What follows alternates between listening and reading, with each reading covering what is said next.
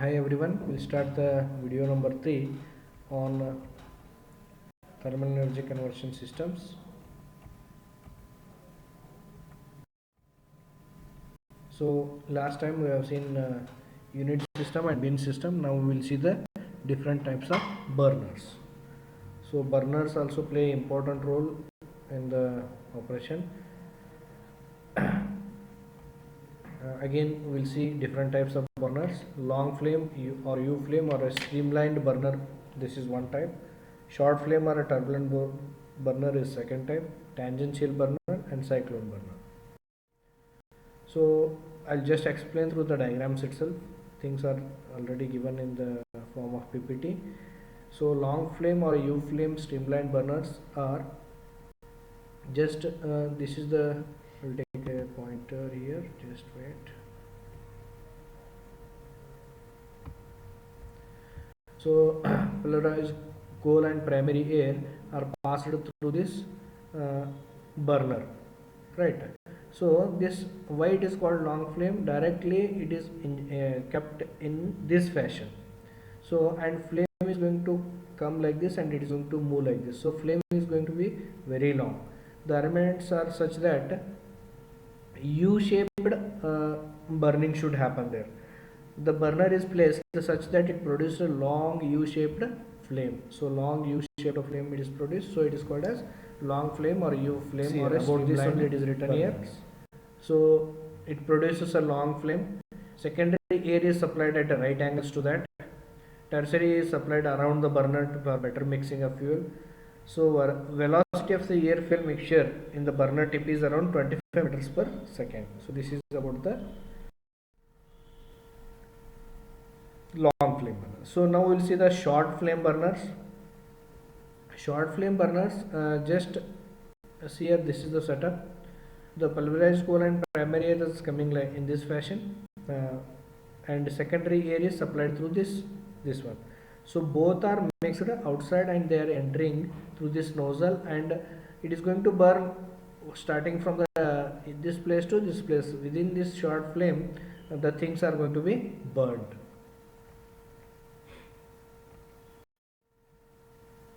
So these burners are generally built into the furnace walls so that the flame is projected horizontally into the surface. The primary air and fuel mixture is combined with the secondary air at the burner periphery only. As I said, it is outside the burner periphery. Before entry into the furnace, they are going to. This burner gives out a turbulent mixture which burns rapidly and combustion is completed within the short distance. Therefore, combustion rate is high. So earlier it was U flame, it was only 25 meters per second. Here the velocity of mixture is 50 meters per second. So this is having higher velocity. So modern high capacity power plants use these burners. Tangential burner is very important. We'll see just to the diagram itself. See here. So this is the furnace area. 4 burners are kept. 4 burners. That is, coal and primary air are passed from the 4 sides, which are kept at tangentially to the each, such that they form a circle within due to this one fashion of burning. So secondary air is passed just beside the this burner. So in between this, the one fireball is formed. Fireball is going to form within the furnace, and here the due to the turbulence and due to the velocity of that air, primary air, the fuel is going to be burnt here. We'll see here this fashion. Pulverized fuel burner. So here combustion takes place around 1300 to 1700 degrees Celsius, right? One of the most popular system for firing pulverized coal is tangential firing, using 4 burners at corners create a fireball at the center of the furnace. So fireball is going to create at the center of the furnace. So these burners can be constructed so as to move up and down through the some angle plus or minus 30 degree, right? With this arrangement, the position of the turbulence, it is going to mix up and going to be lowered or raised. Hence, the furnace temperature can be easily controlled. So, this fly ash produced in the combustion process may get deposited on the exposed furnace wall surface and solidify as a slag. In turn, this will affect the heat transfer capability of the boiler. So cyclone burner, most of the times this is used in the this is asked in the exam. So very important from the exam point of view. This burner burns the coal particles in the suspension, thus avoiding fly ash problems. This is common in all type of the burners. This uses crushed coal. Crushed coal means about 5 to 6 mm size it is required. The burner can be easily burn low grade coal with high ash and moisture content. Also, this can burn biofuels such as rice husk. Rice husk also it can burn. So this is this one. This arrangement we can see. Tangential air is passed here. Primary air is again tangential to the outside circle, and secondary air is supplied here. So this is going to burn in this fashion. So just we will see the explanation here. Construction we are going to see. Cyclone burner consists of a horizontal cylinder about 3 meter diameter and 4 meter length. So 3 by 4 size it is having. The cylinder wall is water cooled while the inside surface is lined with a chrome ore. The horizontal axis of the burner is slightly inclined towards the boiler. The coal used in the cyclone burner around 6 mm of the size. So what is the velocity here? 100 meters per second you can see. So about whatever we have seen, how it is burned.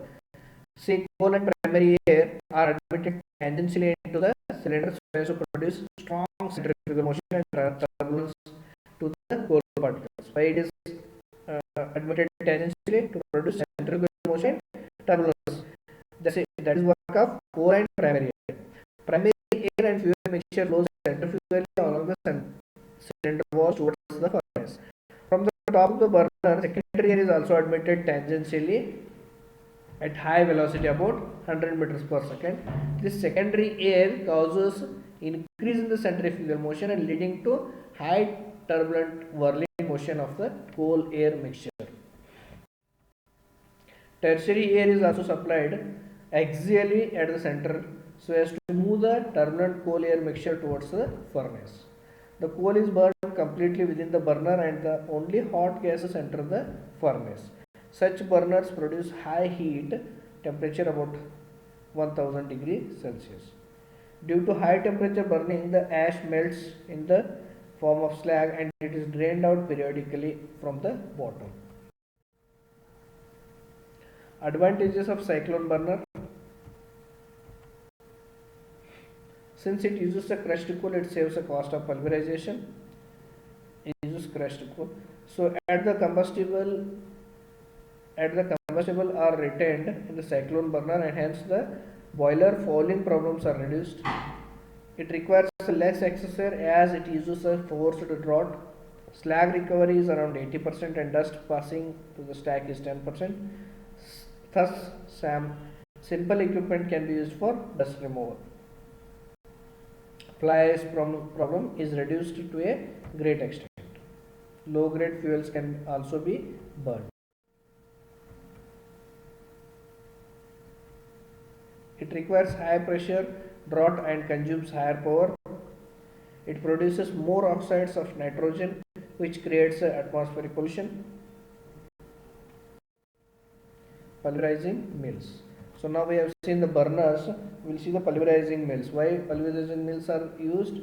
For crushing due to impact or a hammering action. So different types of pulverizing mills we have seen now. We will see the first one, ball mill. Right. It consists of a large steel drum, a hopper, classifier and exhauster. Steel drum is pulverizer while partly filled with the steel balls of different sizes. The diameter of the balls varies from 25 to 50 mm. The drum is driven by a drive mechanism and rotates at a speed of about 120 meters per minute peripheral velocity.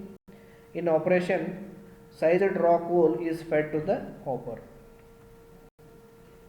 Coal passes through the classifiers and enters the steel drum through the screw conveyors on the either side of the as shown in the figure. So this is the ball mill we can see here. See here the coal is fed from this top through the classifier. It is going to come into the this one bearings. So here the balls are available. Hot air is also passed. So motor is going to rotate this drum. Steel balls and the coal particles are going to hit each other, and due to hammering and abrasion action, the coal is going to convert into powdered form. So this powdered form is going to taken through the classifier through the ID fan from both sides for the usage. So this hot air is passed through this one for the drum for removing the moisture within the coal particles. So these are the balls we can see of the different sizes. So this is the diagram. We can see this is going to rotate there, and it is going to crush the coals into small particles.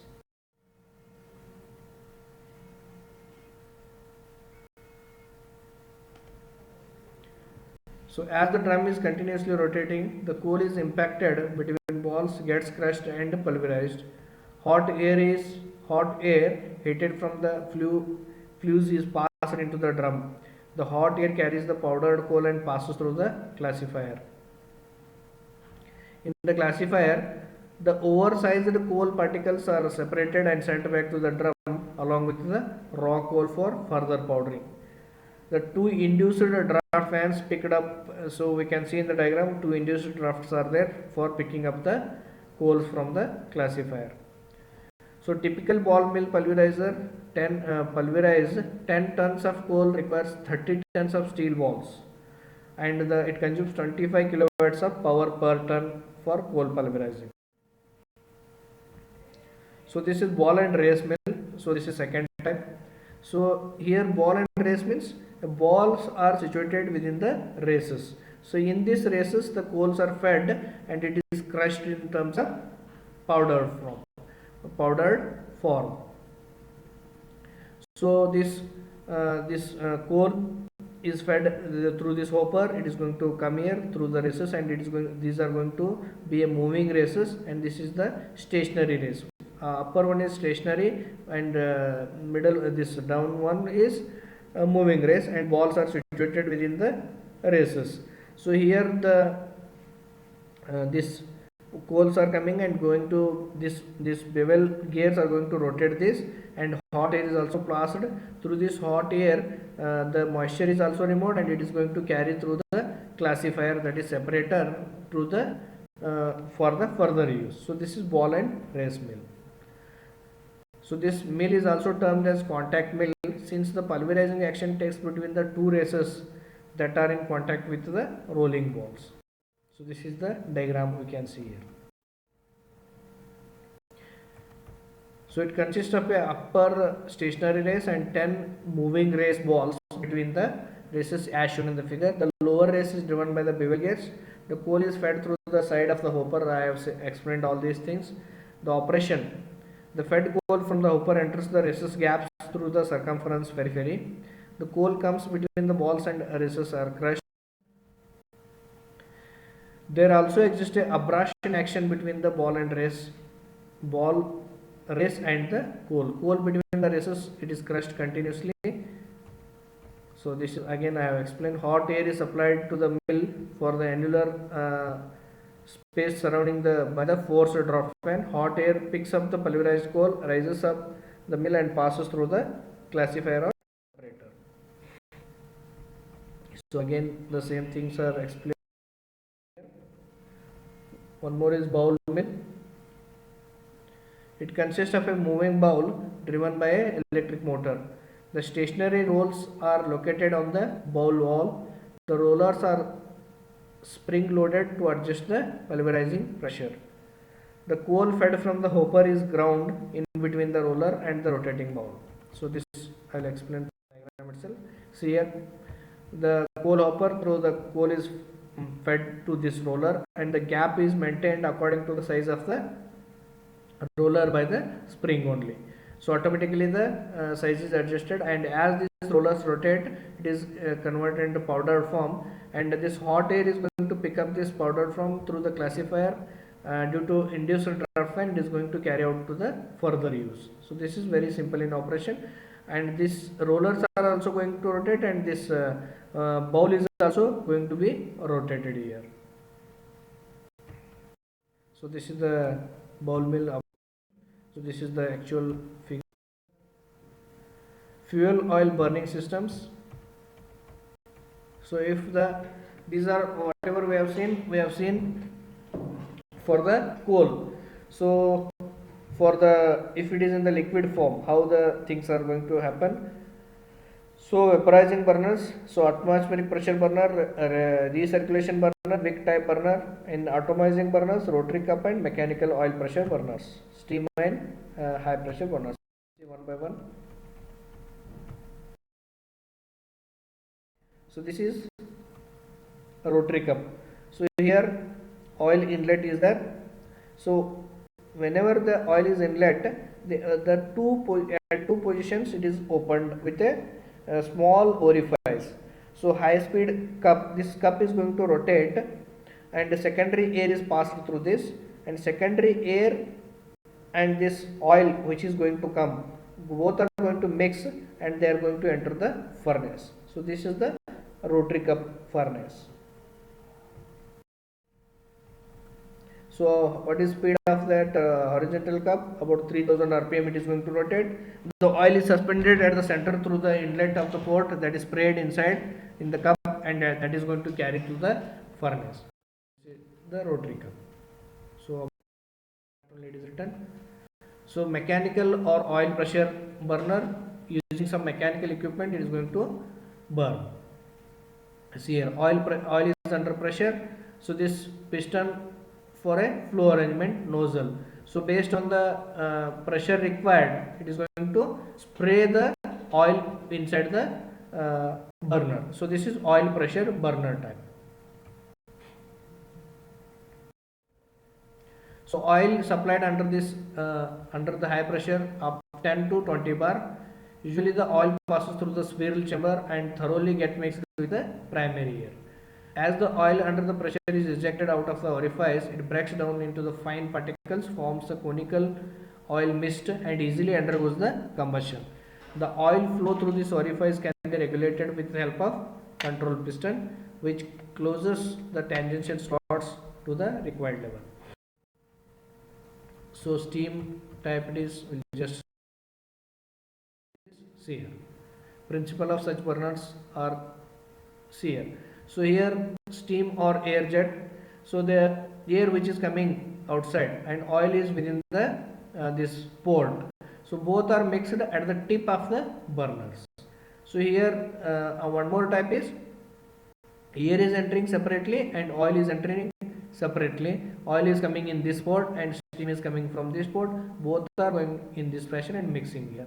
So both are mixed at the tip, but here with before the entry only these are mixed. Oil is coming through this port and air is coming through this port. Both are mixed before the tip and it is going to pass outside the this one. So these are the burn.